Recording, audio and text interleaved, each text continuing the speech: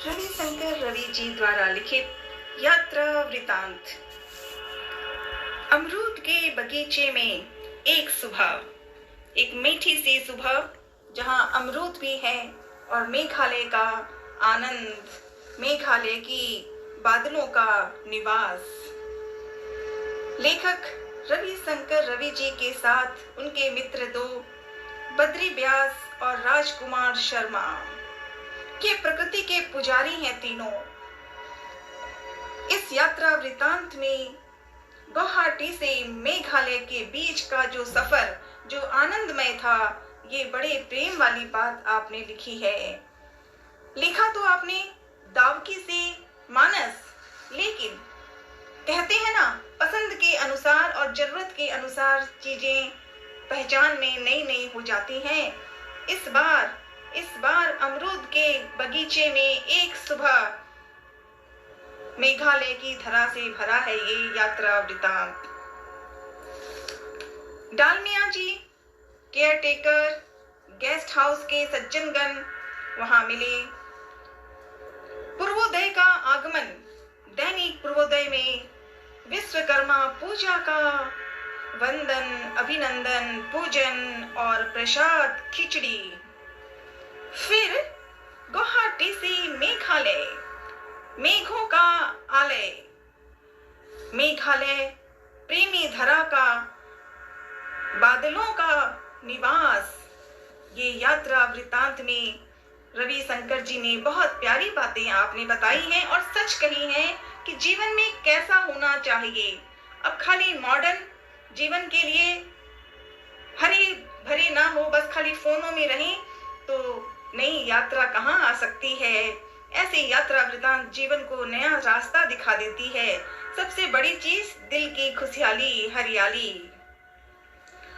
और आज के इस दिन में गुवाहाटी से विश्वकर्मा पूजा के बाद छुट्टी का आनंद, प्राकृतिक धरा, मेघालय की सुंदरता, नई पहचान, नया अनुभव, मनोरंजन, पर्यावरण, कुदरत धरा के स्थान पर यादगार स्नेही भ्रमण कथा।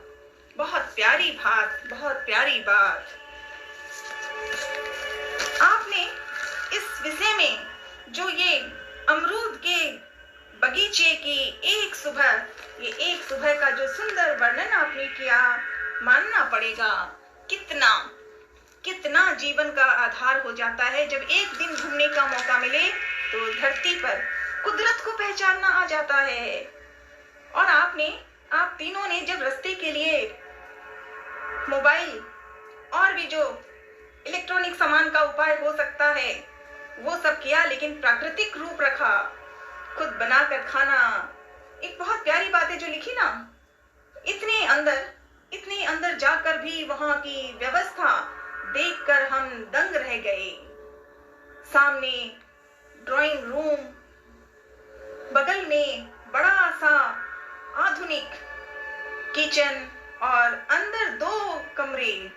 और सबसे बड़ी बात, वहां पर रवि जी ने लिखी है कि हम लोग अंदर गए, आराम से बैठे, बद्री भाई केयरटेकर के साथ रोटी सब्जी बनाई और रात को बनाई रोटी सब्जी। तो दूसरे दिन सुबह जब वापस अमरूद की सुंदरता, अमरूद की स्वादिष्ट भोजन का साधन, वो फल है लेकिन भोजन जैसे रोटी सब्जी का होता है। आज अमरूद की सुंदरता, अमरूद की मिठास, अमरूद की भरी हुई धरती उन्होंने देखा वहां। हाँ, गुवाहाटी से मेघालय तक पहुंचने में दिक्कत हुई पर मुश्किल नहीं। सोंगपो है और भी अलग अलग स्थानों में वो गए, कहीं सही हुआ, कहीं दिक्कत हुई, कहीं।